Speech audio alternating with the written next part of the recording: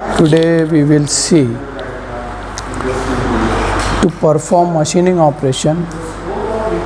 Following one is the essential elements. First one, workpiece or job. When you are going to perform machining operations, there must be a job. Second, cutting tool must be there. Machine tool, on which machine you are performing the operation, either on lathe machine, drill machine or any other machines. And fourth one is cutting parameters like speed, feed, depth of cut, etc. etc. So these four elements are essential while you are doing cutting or machining operations. Then mechanics of chip formation. Chip formation, how the chips are formed in metal cutting, and this metal cutting is taken place by plastic deformation and fracture between workpiece surface and tool face. So there is a plastic deformation and fracture between workpiece and tool, so chip will form.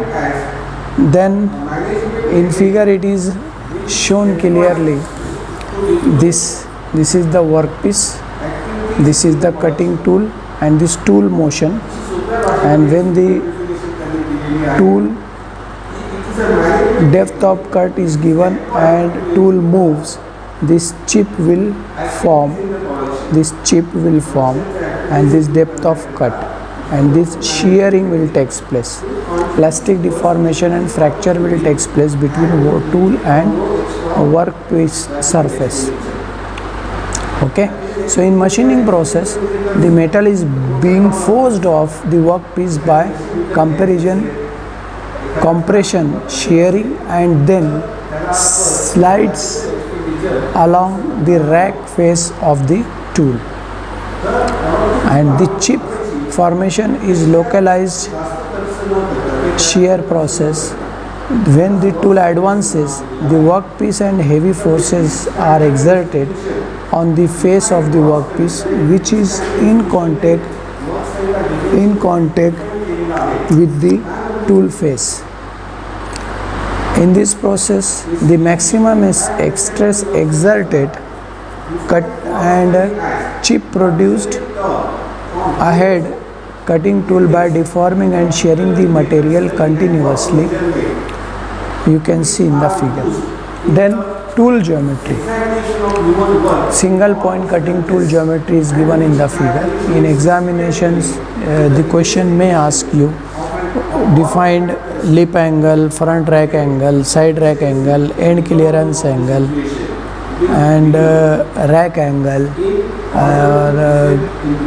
nomenclature of single point cutting tool, etc. etc. So this is nothing but the front view, top view and side view. Yeah, you can say this is front view, top view and this side view. Actually it is not meant by angle method. So I'll explain by drawing the figure. Suppose this is the block, high speed steel block.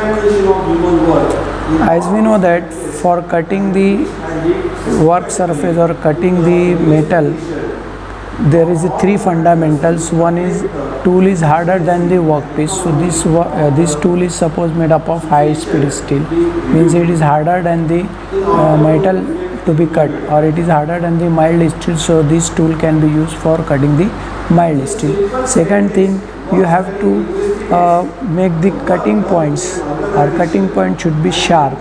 So what we will do, we will grind this like this. So this cutting sharp edges will be made here. Now cutting will take place, but effective cutting will not take place due to this edge. This edge will touch to the workpiece. So this edge is slightly grind inside, that is called clearance. So this angle is called as front clearance angle. Similarly, when tool moves, suppose this is workpiece and this is the tool moves on the workpiece. At the end, what happens, the cutting edge touches to the workpiece, so that cutting edge is tilted towards right hand side. That is called back back clearance angle.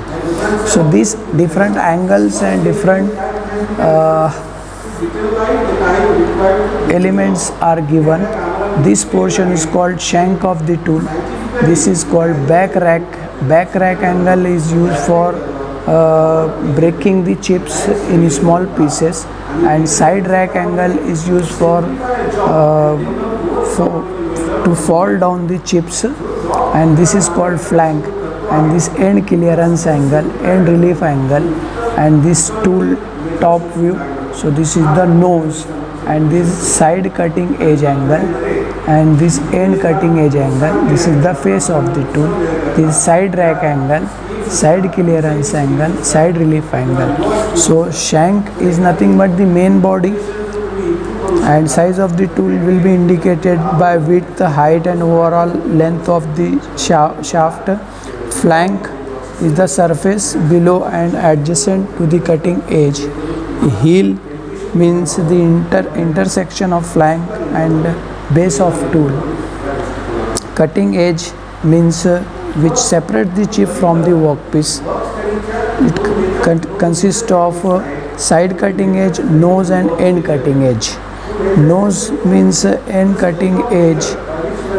Side cutting edge, the angle between the side cutting edge and side of the tool. End cutting edge angle, the angle between end cutting edge and line perpendicular to the shank. Thus, similarly, end relief angle, the angle between the portion and flank below the end cutting edge and line perpendicular to the base of the tool. Side clearance angle, the angle below the side relief angle. End clearance angle, the angle below the end relief angle. So these are the tools, different elements of the single point cutting tool. Now we will see tool signature.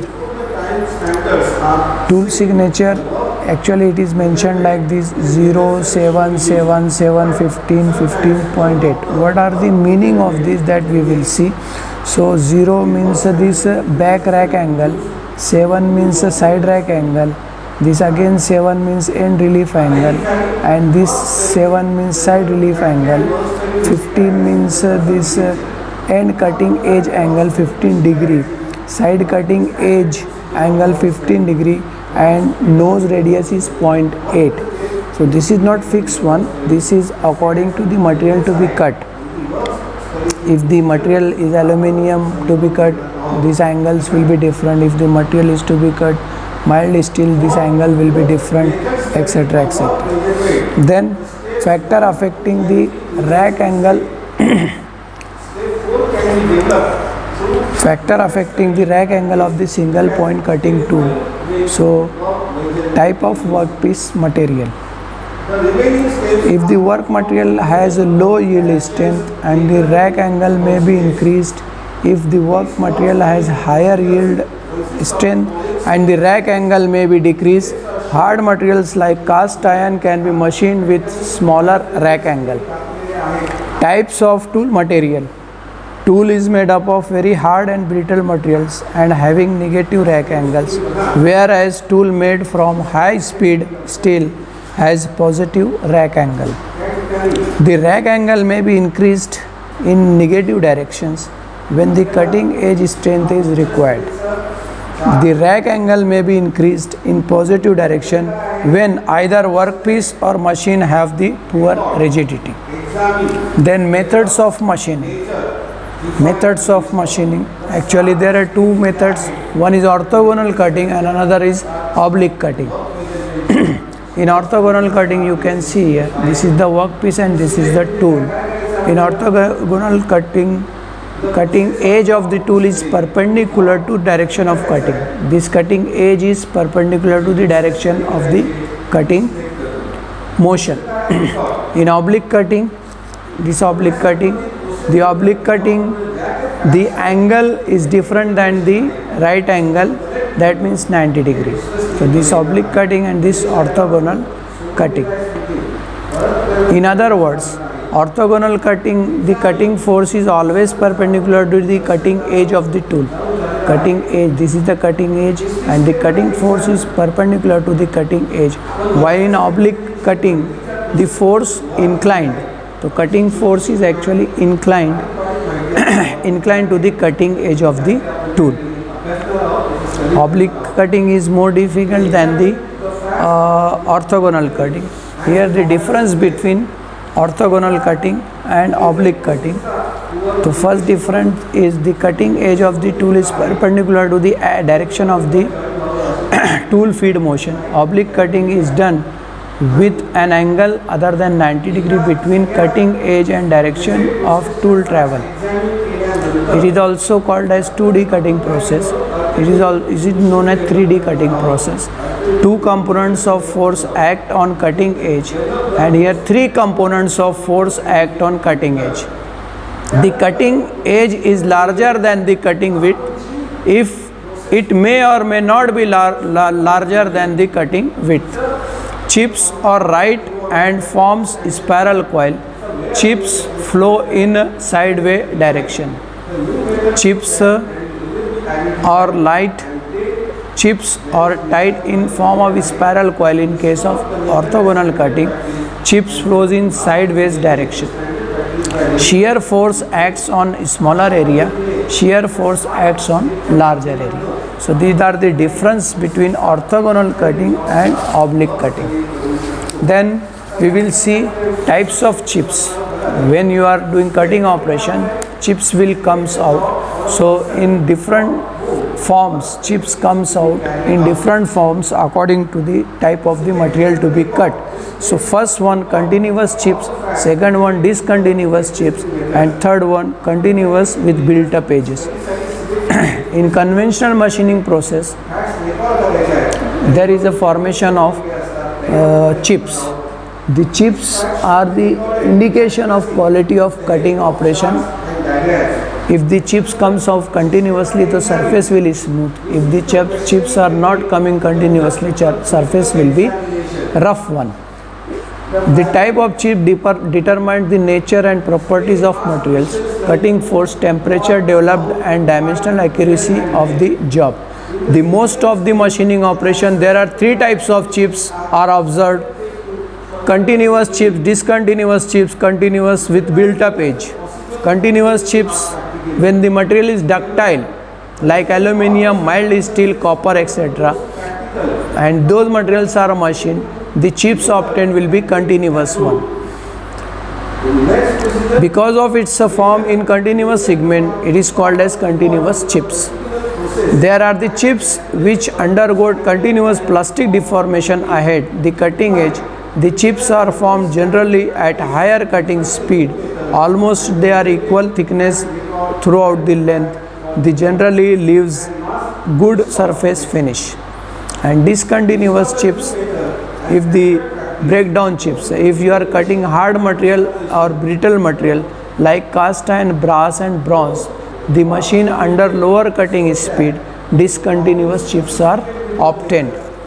The small pieces of discontinuous chips are either separated or loosely connected to each other. The series of fracture occurs in the form of these chips. Continuous breaking of chips causes the reduction in friction between tool and chips. They are easy to handle, transport and dispose. Discontinuous chips results poor surface finish and tool wear. For brittle material, surface finish is better. So this is the figure of discontinuous chips and this is the figure of continuous chips. Now last one is continuous chips with built up edge. According to its name, it is similar to formation of continuous chips except that some portion of the chip is found on the rack face of the tool. So these continuous chips and the built up on the rack of the tool. The deposition of such small portion of chip on the rack face, the tool form built up edge. When the series of layer becomes larger, the edge will become unable and breaks into parts. So this is three types of chips are there: continuous chips, discontinuous chips, and continuous chip with built up edge. Okay. Now principle of elements of metal machining that we will see in next lecture.